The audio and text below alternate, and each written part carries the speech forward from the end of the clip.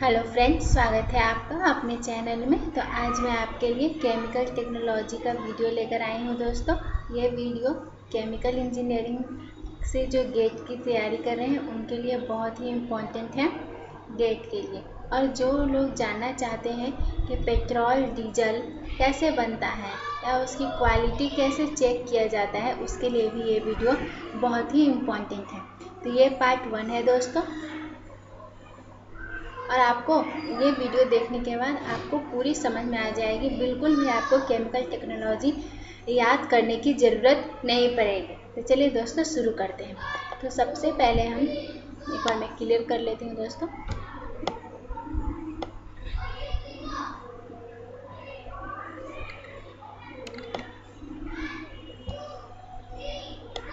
सबसे पहले हम जानते हैं कि क्रूड जो होता है, सबसे पहले वर्ड आता है इसमें क्रूड में क्या क्या आता है। क्रूड के अंतर्गत इसका एग्जाम्पल है diesel, LPG, wax, lubricating oil. दोस्तों आपको ये वीडियो बस ध्यान से देखना है, आपको सब हमेशा के लिए याद हो जाएगा। लुब्रिकेटिंग ऑयल और नैप्था। जो लोग रिफाइनरी में अगर ट्रेनिंग किए होंगे तो ये वर्ड उन्हें बहुत बार सुना होगा। नैप्था का कोई डायरेक्ट यूज नहीं होता है, इससे हम कन्वर्ट करते हैं, ओलिफिन में कन्वर्ट कर सकते हैं इसे। अब हम थोड़ी सी बात कर लेते हैं पेट्रोलियम के बारे में। पेट्रोलियम क्या होता है? पेट्रोलियम से पेट्रोलियम प्रोडक्ट मिलते हैं। Petroleum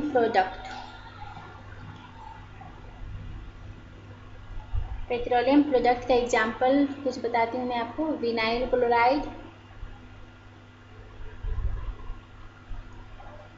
DDT, nitrobenzene. Crude oil जो होता है दोस्तों, क्रूड ऑयल ये मिक्सचर होता है 10 के पावर 8 कंपोनेंट्स का। तो इसलिए हम क्रूड ऑयल का डिफरेंट प्रोसेस करने के बाद हम उसे यूजफुल बनाते हैं।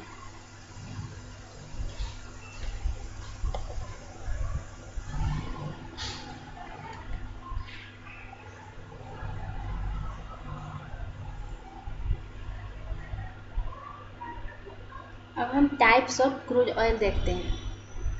Types of crude oil.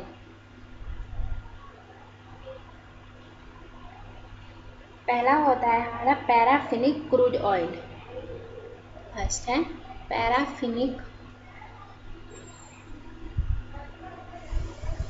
Crude oil. ये होता है सैचुरेटेड लॉन्ग चेन हाइड्रोकार्बन। जैसे एग्जांपल है CnH2n+2। सेकेंड है हमारा ओलिफिनिक क्रूड ऑयल।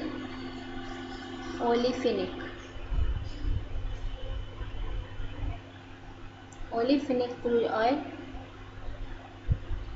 ये ऊपर वाला सैचुरेटेड था, ये होता है अनसैचुरेटेड लॉन्ग चेन हाइड्रोकार्बन। और तीसरा होता है हमारा नैप्थेनिक crude oil.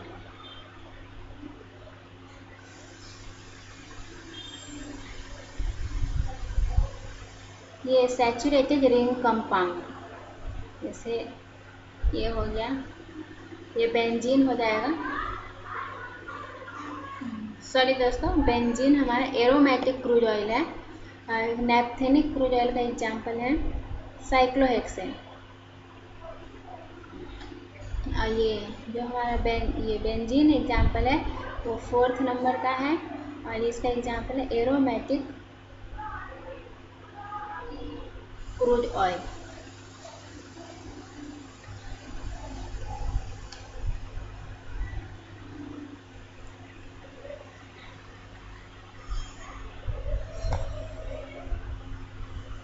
Paraffinic crude oil मतलब होता है whole fraction of crude is paraffinic rather than maximum percentage of crude oil is paraffinic. मतलब कि पैराफिनिक क्रूड ऑयल जो होता है ना, उसमें maximum percentage paraffinic, maximum percentage जो होगा उसका पैराफिनिक टाइप का होगा। पैराफिनिक क्रूड ऑयल में मैक्सिमम परसेंटेज पैराफिनिक टाइप का होगा। हमने क्रूज, आपको मैं रिवाइज भी कराती जाऊंगी दोस्तों। देखिए हमने क्या पढ़ा, क्रूज ऑयल के टाइप्स कौन कौन से थे। पहला था पैराफिनिक, सेकेंड पढ़ा हमने ओलिफिनिक, थर्ड पढ़ा नैप्थेनिक एंड फोर्थ पढ़ा एरोमेटिक।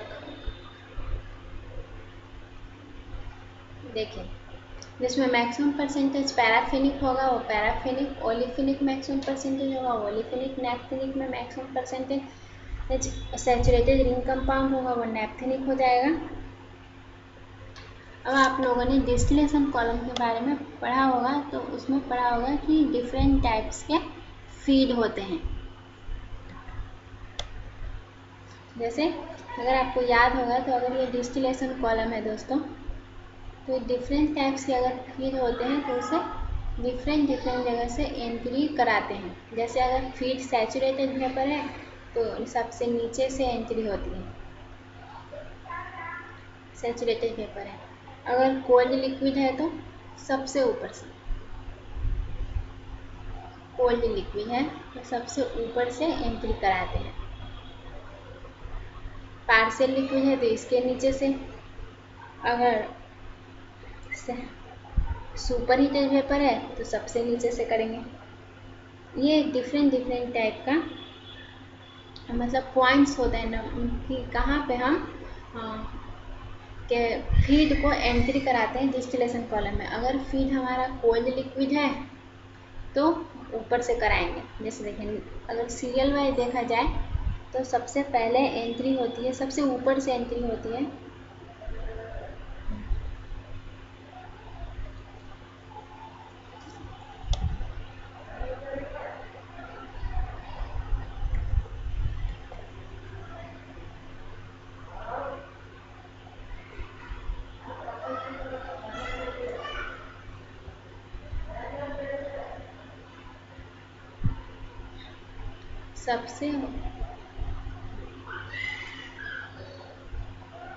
सबसे ऊपर एंट्री होती है कोल्ड लिक्विड की, फिर उसके बाद एंट्री होती है सैचुरेटेड लिक्विड की, फिर पार्शियल लिक्विड की। ये आपको 1 मार्क्स में आ सकता है दोस्तों। ये ग्राफ दे देगा और पूछेगा कि कौन सा मतलब एंट्री किसकी है। जैसे ऐसा डिस्टिलेशन कॉलम बना देगा और यहाँ पे फीड दिखा देगा और पूछेगा कि कैसा फीड है, तो ये कोल्ड लिक्विड है। फिर सैचुरेटेड वेपर, फिर सुपर हीटेड वेपर। होप है दोस्तों आपको समझ में आ गया होगा। वो पेन के लिए सॉरी दोस्तों, वो थोड़ा पेन अच्छे से नहीं चल रहा है।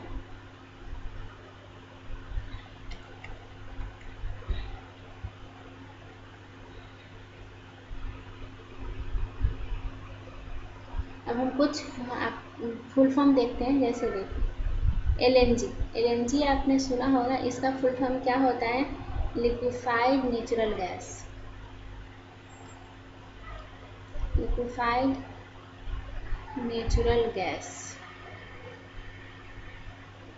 फिर उसका एलपीजी का फुल फॉर्म होता है condense form of petroleum vapour. ये कैसा रहता है, condense form of petroleum vapour.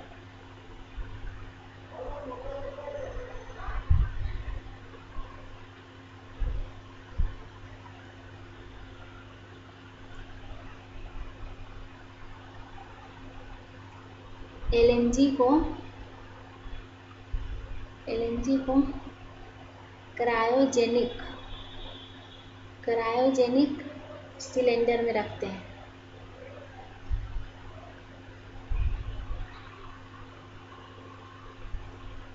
यह आपको एग्जाम में आ सकता है दोस्तों कि एलएनजी को क्रायोजेनिक सिलेंडर में अगर कोई गैस है तो क्या है, एलएनजी है। अब आपको एक लिस्ट याद रखनी पड़ेगी, उससे क्वेश्चन आता है दोस्तों।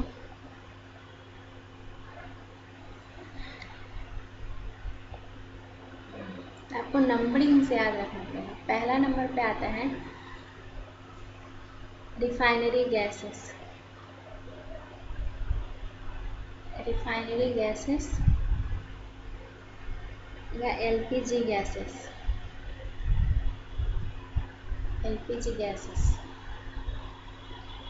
एलपीजी गैसेस में क्या होता है? Methane, ethane, methane, ethane, ethylene, C2H4। ये फर्स्ट नंबर पे है। सेकेंड नंबर पे है गैसोलीन और पेट्रोल, गैसोलीन और पेट्रोल। इसका यूज किधर किया जाता है? ऑटोमोबाइल में। एलपीजी का तो आपको पता ही होगा किधर यूज करते हैं। थर्ड नंबर का है नैप्था,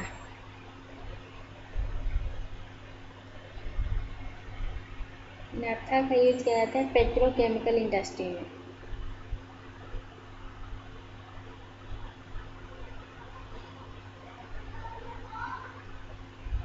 फोर्थ है ATF, एविएशन टरबाइन फ्यूल।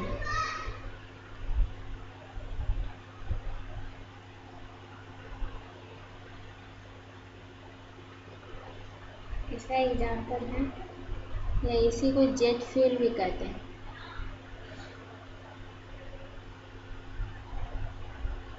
ये जो ये इतने भी आए ना, ये फोर्थ का फोर्थ, ये इन चारों को ये चारों किसके अंतर्गत आते हैं? लाइट फ्रैक्शन के अंतर्गत आते हैं। मतलब कि हम इसका क्रैकिंग नहीं करते हैं, क्रैकिंग करके हम लाइट फ्रैक्शन बनाते हैं। तो लाइट फ्रैक्शन क्या क्या है? Refinery gases, gasoline, petrol, नैप्था, ATF और ATF या फिर जेट फ्यूल। तो आपको याद रखना है कि लाइट फ्रैक्शंस क्या होते हैं। फिर उसके बाद देखते हैं हैवी फ्रैक्शंस और इंटरमीडिएट फ्रैक्शन। तो अब हम देखते हैं heavy intermediate fraction.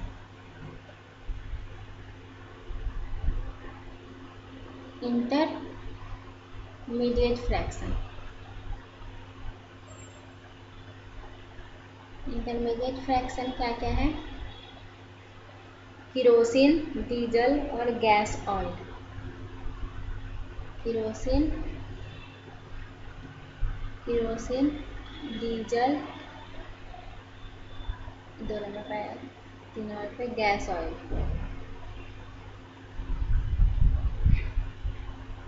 Gas oil का कोई डायरेक्ट यूज नहीं है, इसको क्रैक करके पेट्रोल बनाते हैं और पेट्रोल का यूज किया जाता है।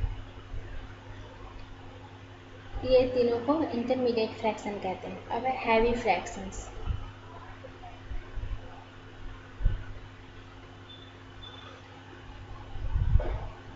हैवी फ्रैक्शंस क्या क्या है दोस्तों? फर्स्ट है लुब्रिकेटिंग ऑयल,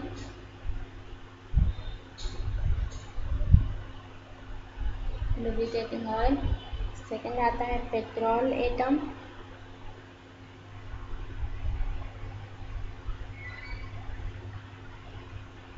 इसका क्या यूज किया जाता है? यह एक लुब्रिकेटिंग ऑयल है, इसका यूज किया जाता है लुब्रिकेटिंग ऑयल को ब्लेंड करने के लिए। तीसरा है लाइट फ्यूल ऑयल और heavy fuel oil, light fuel oil, heavy fuel oil. ये जो तीसरा और चौथा, इन दोनों का यूज किया जाता है फर्नेसेस को फायरिंग करने में। मतलब कि फर्नेसेस में स्टार्ट करने के लिए, जैसे गैस को स्टार्ट करने के लिए लाइटर यूज करते हैं, इस तरीके से फर्नेसेस को स्टार्ट करने के लिए लाइट फ्यूल ऑयल और हैवी फ्यूल ऑयल का यूज किया जाता है। हैवी फ्रैक्शंस में और आएगा दोस्तों वैक्स, 5 नंबर पे आया। 6 नंबर पे टार या बिटुमिन, इसका यूज आपने देखा होगा रोड बनाने में किया जाता है। 7 नंबर पे है पिच कोक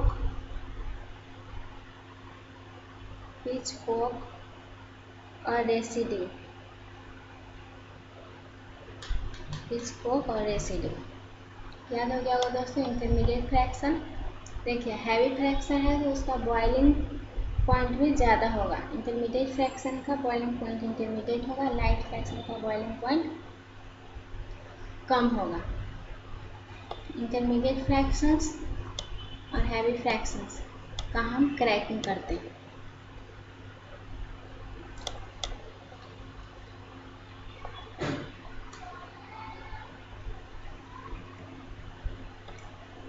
कुछ प्रॉपर्टीज के क्वेश्चन आते हैं दोस्तों, जो कि इंटरव्यू में भी बहुत पूछा जाता है और गेट के एग्जाम में भी 1-2 मार्क्स में आपको आएगा। तो हम देखते हैं प्रॉपर्टीज। अब हम क्या क्या पढ़ेंगे प्रॉपर्टीज के बारे में, कि उसे किस इक्विपमेंट से मेजर किया जाता है और उसका डिफिनेशन क्या है और क्यों हम उसे पढ़ते हैं। तो सबसे पहला हमारा है फ्लैश पॉइंट और फायर पॉइंट। फ्लैश पॉइंट और fire point,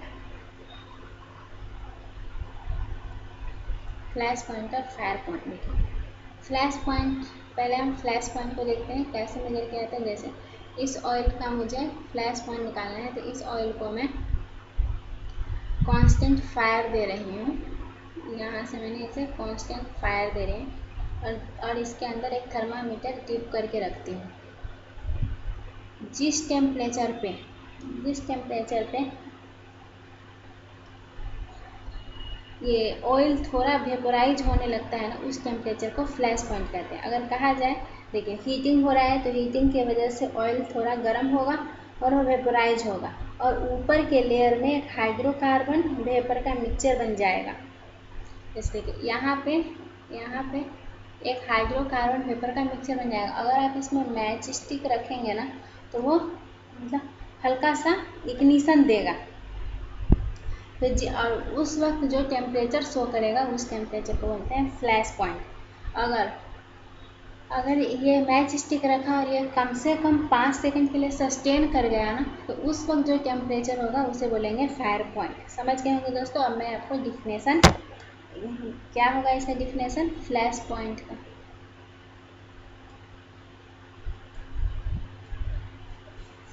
A minimum temperature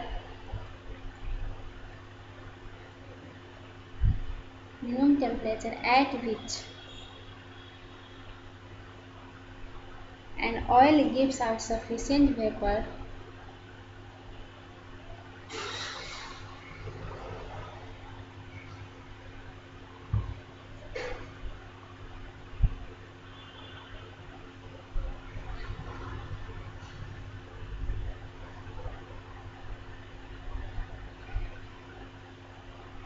that form an inflammable mixture with air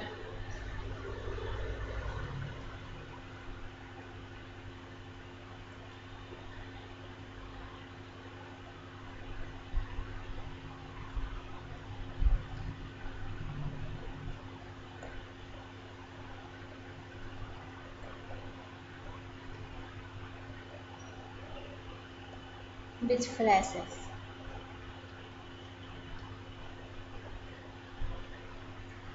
देखिए अगर किसी ऑयल का फ्लैश पॉइंट 50 डिग्री सेल्सियस है तो उसे हमें ऑपरेट 50 से नीचे करना चाहिए, क्योंकि अगर 50 डिग्री सेल्सियस पर अगर उसे करेंगे तो अगर कोई भी उसे इग्निशन सोर्स मिलेगा तो फायर पकड़ लेगा। कब फ्लैश होता है? जब फायर उसे मिलता है, व्हेन फायर अप्लाइड।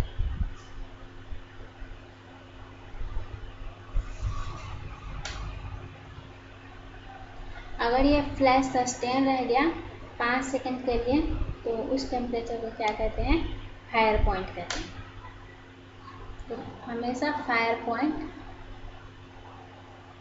पॉइंट जो होगा वो फ्लैश पॉइंट से ज़्यादा होगा। फ्लैश पॉइंट और फायर पॉइंट बताता है हमें अपर लिमिट ऑफ सेफ्टी, मतलब कि फ्यूल को हम कितना टेम्परेचर तक यूज कर सकते हैं। फ्लैश पॉइंट और फायर पॉइंट, तो इसका भी आंसर हो गया कि हम किस लिए पढ़ रहे हैं, ताकि इसे पता चले कि हम ऑयल को कितना मैक्सिमम टेम्परेचर तक यूज कर सकते हैं। इसे मेजर करने के ऑपरेटर्स हैं दोस्तों, उसको आपको याद रखना है। 2 ऑपरेटर्स हैं मेजर करने के।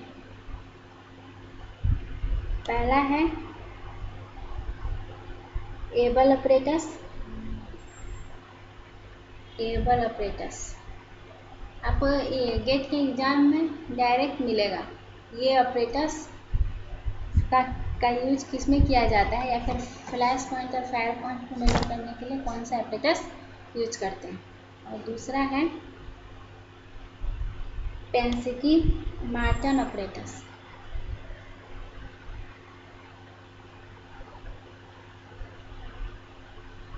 पेंसिकी मार्टन ऑपरेटर्स। और हम दूसरी प्रॉपर्टी देखते हैं दोस्तों। दूसरी प्रॉपर्टी हमारा क्लाउड पॉइंट या फिर कोर पॉइंट। देखिए इसे आप समझ सकते हैं कि अगर आपके पास पानी है और पानी को अगर आप फ्रीजर में रखते हैं और कुछ देर के बाद 1-2 घंटा या 4 घंटे के बाद देखते हैं, तो ऐसा लगता है ना कि कुछ पानी बर्फ बन गया और कुछ पानी बर्फ नहीं बना, मतलब कि पानी का क्लस्टर हो जाता है। तो जिस टेम्परेचर पर पानी का क्लस्टर होता है ना, उसी टेम्परेचर को क्लाउड पॉइंट कहते हैं। और थोड़ा और क्लस्टर हो जाएगा तो जब आप पानी को ज़मीन पे डालेंगे तो वो पोर नहीं करेगा, फ्लो नहीं करेगा, तो उस टेम्परेचर को पोर पॉइंट कहते हैं। और एक और होता है इसमें फ्रीजिंग पॉइंट, और पूरा अगर जम गया तो उसे फ्रीजिंग पॉइंट कहते हैं। समझ गए होंगे दोस्तों। इससे इस सब्जेक्ट को हमें समझना बहुत ज़रूरी है, क्योंकि रटने से हम भूल जाते हैं। तो क्लाउड पॉइंट का डिफिनेशन क्या हो जाएगा? It is A maximum temperature at which oil gives cloudy appearance. तो उसे हम क्लाउड पॉइंट कहते हैं। जैसे मैं आपको लिख देती हूँ दोस्तों, क्लाउड पॉइंट।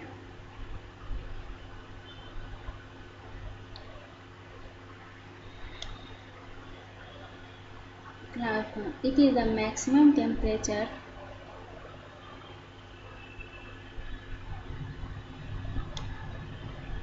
और किसी बुक में आपको सिर्फ टेम्परेचर भी मिलेगा, और temperature at which the oil gives cloudy appearance.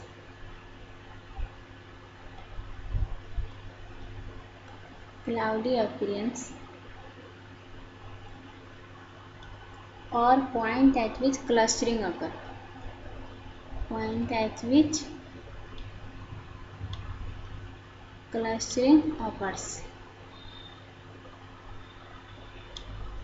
Second है core point. The point at which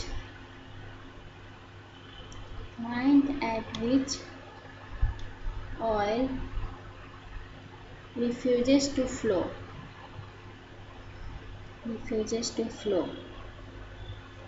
तीसरा है freezing point.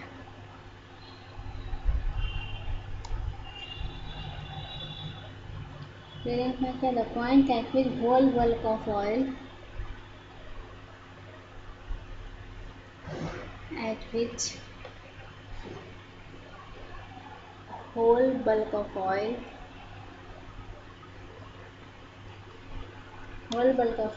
freezes out.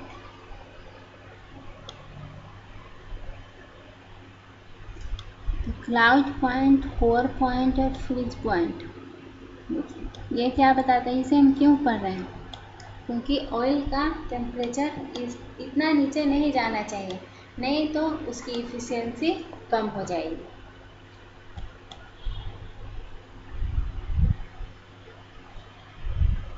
It tells us lower limit up to which fuel can be used.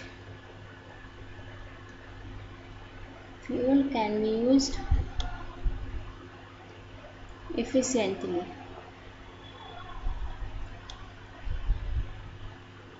इसके लिए operators हैं, बहुत ही easy है दोस्तों। एक का नाम है 4 पॉइंट ऑपरेटर्स और सेकंड का नाम है क्लाउड पॉइंट ऑपरेटर्स। आपको इजीली याद हो जाएगा। तीसरी प्रॉपर्टीज है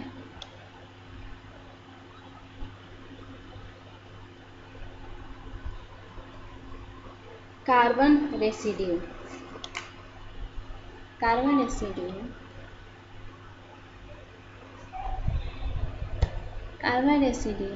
कार्बन रेसिड्यू क्या होता है, पहले मैं आपको समझाती हूँ। यह परसेंटेज है कार्बोनेशियस मटेरियल का left after distillation of crude oil and इस प्रोडक्ट। देखिए इसको हम क्यों मतलब कि इसे हम क्यों पढ़ रहे हैं, जैसे हम डिस्टिलेशन करते हैं ना, ये डिस्टिलेशन हुआ तो इसमें से हमारा रेसिड्यू बच जाता है, बॉटम में रेसिड्यू बच जाता है। रेसिड्यू क्या करता है, जब हम क्रूड ऑयल में कैटलिस्ट यूज करते हैं उस पर चिपक जाता है और उसके एक्टिव साइट को ब्लॉक कर देता है। इसलिए हम कार्बन रेसिड्यू पढ़ना ज़रूरी है, क्योंकि कितना हमें कैटलिस्ट मतलब कितना कार्बन रेसिड्यू की मात्रा करना चाहिए ताकि वो कैटलिस्ट के एक्टिव साइट को ब्लॉक नहीं कर पाए। तो कार्बन रेसिड्यू आइडिया देता है कि किस तरीके से हम क्रैकिंग कैटलिस्ट को रीजनरेट कर सकें और नेट एनर्जी कितना मिलेगा। अगर रेसिड्यू ज़्यादा रहेगा तो मतलब कि हमें प्रोडक्ट कम मिला तो नेट एनर्जी हमें कम मिलेगा। तो इसका हमें इसे हम क्यों पढ़ते हैं, इसका 2 रीज़न है। पहला है it gives the idea about regeneration of catalyst.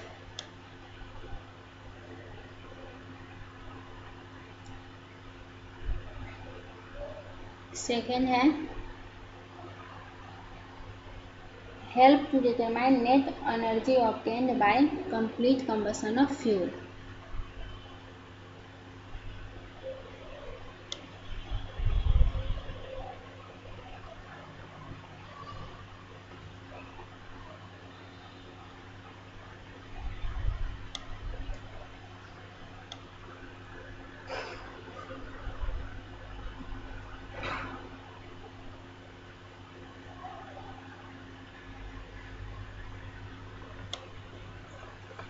इसलिए हम कार्बन रेसिड्यू पढ़ते हैं।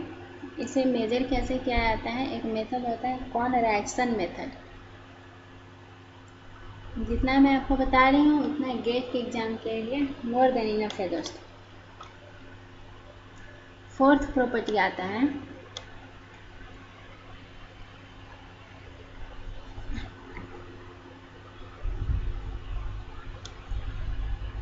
एसिड वैल्यू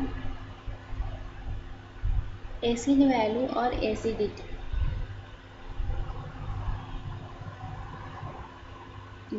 इसे डिफाइन किया जाता है KOH in milligram to require neutralize the free acid present in 1 gram of oil। जैसा आपने ये एक्सपेरिमेंट भी किया होगा लैब में, जब आप 12th क्लास में होंगे, हम KOH डालते थे और कुछ समय के बाद क्या करते थे, हम उसका pH चेक करते थे। जब pH 7 आ जाता था तो मतलब 7 आ गया मतलब कि उसकी एसिडिटी हमें पता चल जाती थी, मतलब KOH। It is a define as amount of KOH। देखिए KOH की जगह हम NaOH भी डाल सकते हैं, लेकिन KOH स्टैंडर्ड है, मतलब KOH आज तक डाल रहे हैं तो इसलिए KOH ही डालेंगे। Amount of KOH in milligram. देखिए KOH से हम कैसे एसिडिटी पता करेंगे, देखिए KOH में OH माइनस है, OH minus H plus react करेगा और न्यूट्रलाइज होगा, मतलब जितना KOH खर्च हुआ उतना ही ज़्यादा उसकी एसिडिटी है। required to neutralize the free acid।